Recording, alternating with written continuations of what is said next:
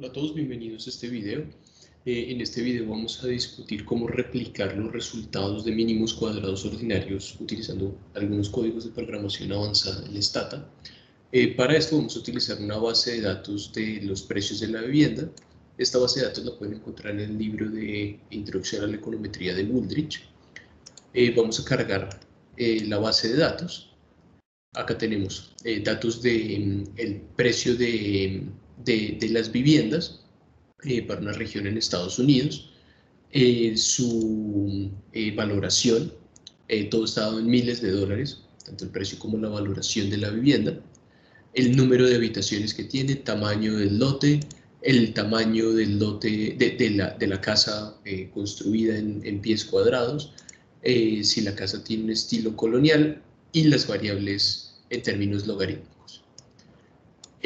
Para correr esta programación vamos a definir inicialmente dos variables local. Esta variable dep va a contener los datos de la variable dependiente e indep los datos de las independientes. Inicialmente solamente lo vamos a correr del precio contra el número de habitaciones. Para esto voy a utilizar pues, comandos de álgebra matricial aquí en Stata y luego los vamos a comparar con la rutina que ya Stata tiene incorporada. Acá voy a correr local, dep e indep, price contra número de habitaciones. Acá en esta línea voy a generar un vector de unos para que por defecto él incluya la constante, al igual como lo hace la rutina interna de Stata. Con este comando vamos a pasar las independientes y este vector de unos a un objeto tipo matriz, que la vamos a llamar X mayúscula, y la dependiente a una matriz Y, también mayúscula. Esta va a ser de tamaño n por 1, esta de tamaño n por k más 1. Luego, los coeficientes betas vamos a correr x' inversa por x' por y, que esto se obtiene del estimador de mínimos cuadrados ordinarios. Y le vamos a decir a Stata con este comando que nos muestre la estimación de los coeficientes. Perfecto. Entonces acá nos aparece que en promedio una vivienda con 0 habitaciones tendría un costo de $72.023 y un incremento de una habitación adicional en promedio está asociado a un incremento de $62.000 en el valor de la vivienda. Perfecto. Acá quiero que ahora corramos esto, pero utilizando el tamaño de la vivienda. Esto pues para ilustrar el efecto acá de ceteris paribus y nosotros poder controlar por otras variables. Va a volver a correr estas mismas líneas, pero ahora incluyendo el número de pies cuadrados en las independientes. Entonces acá nos aparece. Ahora que el efecto de las habitaciones sobre el precio se redujo antes de 60.000 aproximadamente a 15.000,2 dólares. Esto por controlar por el efecto del tamaño de la vivienda. Y un incremento de un pie cuadrado en el tamaño de la vivienda está asociado a más o menos $120 adicionales. ¿Por qué cae este coeficiente en tanta magnitud? Pues bueno, el sesgo se explica porque el tamaño de la vivienda está relacionado de forma positiva con el número de habitaciones que tiene. Usualmente las viviendas más grandes tienen más habitaciones. Y también el efecto sobre, del tamaño de la vivienda sobre el precio también es positivo. Por lo tanto, antes estábamos sobreestimando este coeficiente. Perfecto.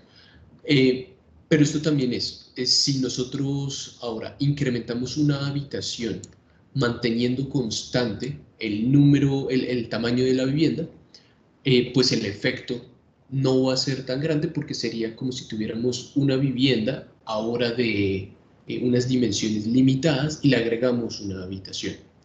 Entonces sería como construir un muro, por ejemplo, en alguna habitación y tendremos una nueva habitación. Vemos que eso pues tendría un efecto mucho más pequeño sobre el precio. O sea, acá está ceteris paribus. Bien, ahora para saber si estos coeficientes son estadísticamente significativos, lo que vamos a hacer es que vamos a crear la matriz de varianza-covarianza de los coeficientes. Esto nos va a permitir calcular estadísticos T. Con los estadísticos T podemos obtener sus p-valores. Y también con la matriz de varianza-covarianza podemos calcular los intervalos de confianza de los coeficientes. Todas estas formas de inferencias de estadísticas son equivalentes, arrojan los mismos resultados, solamente son distintas formas de presentación. Las conclusiones a las que deberíamos llegar utilizando esas diferentes formas de inferencia estadística son exactamente iguales.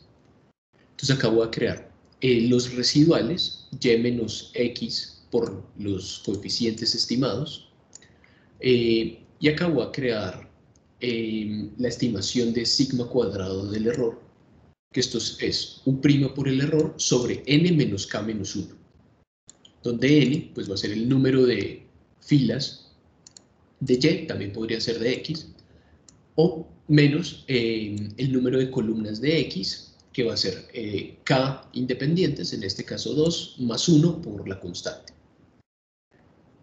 Para obtener esta estimación, igualmente se sube homocedasticidad. Con este comando, acabo de crear la desviación estándar del error y le vamos a decir a Stata que nos muestre estos resultados. Acá nos da que la desviación estándar del error es de 63.04. Esta medida también puede usarse como una medida de ajuste de la regresión. Cuanto más elevada, si lo comparamos con otra regresión con la misma variable dependiente, cuanto más elevada, usualmente pues, esto implica un menor ajuste dentro de la muestra. Cuanto más pequeña, es un mejor ajuste. Bien, podemos comparar este número con lo que nos arroja Stata. También los coeficientes.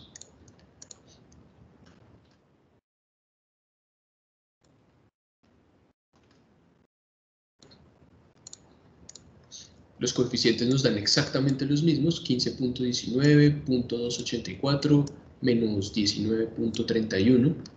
Esto pues para el caso de los betas hat.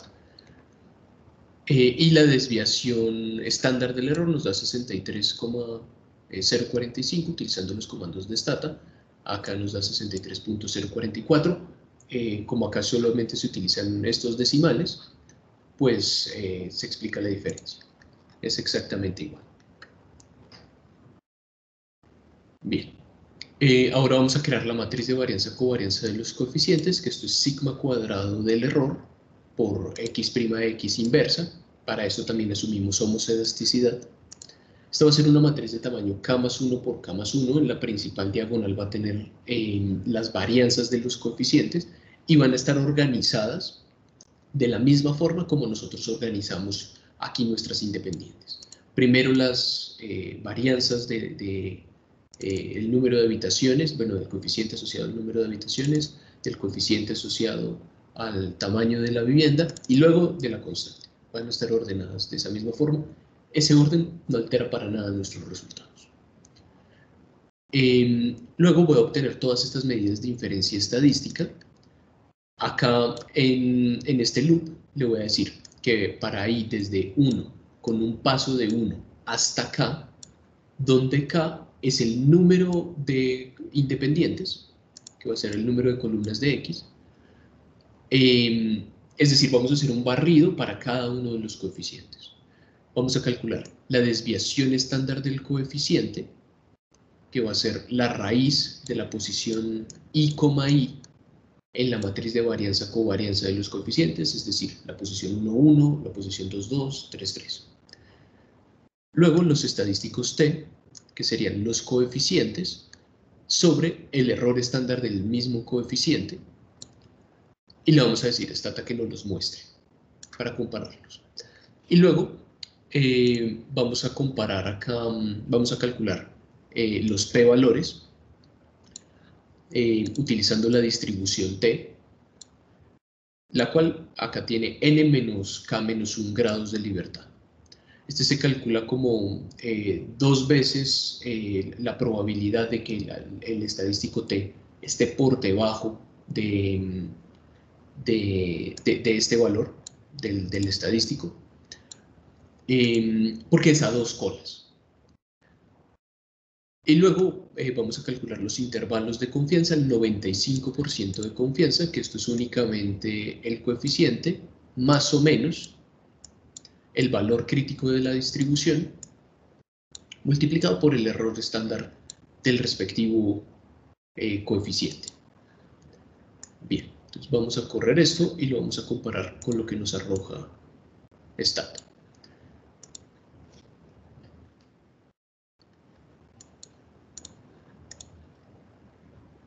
Entonces acá, la desviación estándar del del coeficiente asociado al número de habitaciones es 9,84, el estadístico T 1,6. Fíjense que ahora no es estadísticamente significativo, es menor al valor crítico.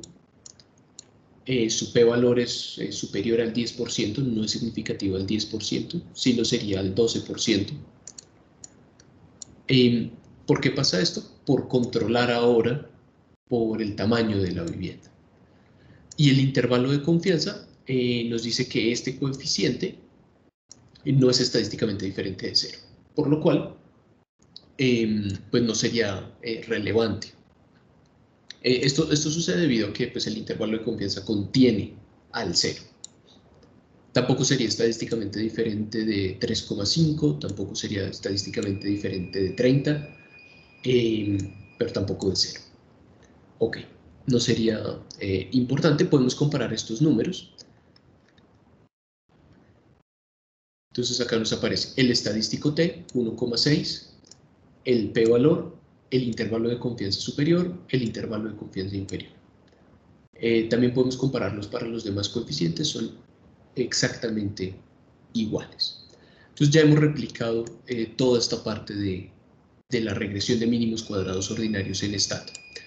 Vamos a replicar ahora estas medidas de ajuste de la regresión. Voy a calcular primero el R cuadrado no ajustado. Para esto necesito la suma de residuales al cuadrado, que es sencillamente U' por U.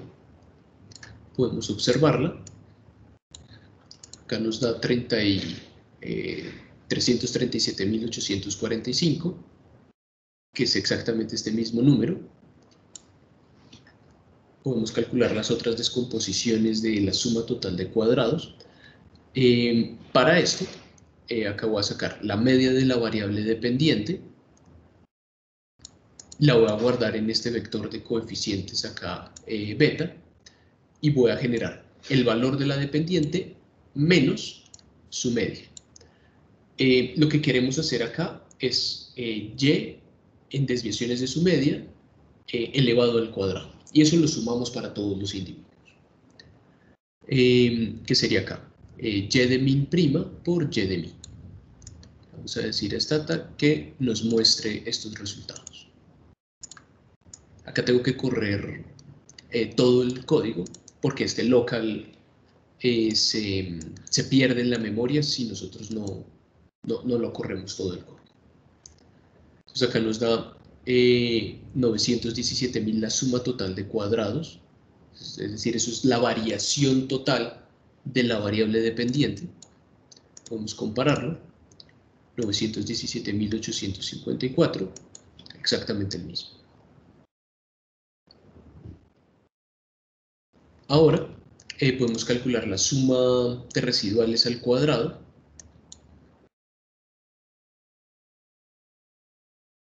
Sencillamente teniendo en cuenta, la suma explicada de cuadrados, sencillamente teniendo en cuenta la identidad de que es suma total de cuadrados es igual a la suma explicada más la suma de residuales. Y eso es básicamente lo que hace mínimos cuadrados ordinarios. Descomponer a la variable dependiente en una parte explicada y en otra parte no explicada.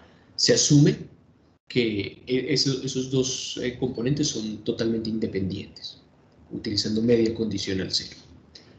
Entonces podemos calcular acá sec y de una vez el R cuadrado, que es la parte explicada de la variable dependiente. Entonces acá la parte explicada nos da 580.009, exactamente igual, y el R cuadrado nos da de 63%, 63,19%, 63,19%, exactamente igual. El estadístico F, que nos sirve para conocer la significancia global de la regresión. También podemos hacer otros estadísticos F para probar otras restricciones lineales acá dentro de esta regresión. Acá este lo podemos calcular como sec sobre n menos k únicamente por sigma cuadrado del error. Podemos decir a stata que nos muestre el valor del estadístico F y su p-valor. Bien, acá el estadístico nos da 72,96, es exactamente este mismo, y nos dice todas las variables de forma conjunta son estadísticamente significativas, es decir, se rechaza la hipótesis nula de que todos los coeficientes son iguales a 0. Para ello, solamente necesitamos que un coeficiente sea diferente de 0 para que esta hipótesis se rechace. Y por último, podemos calcular el R cuadrado ajustado al número de grados de libertad que hemos perdido al estimar la regresión.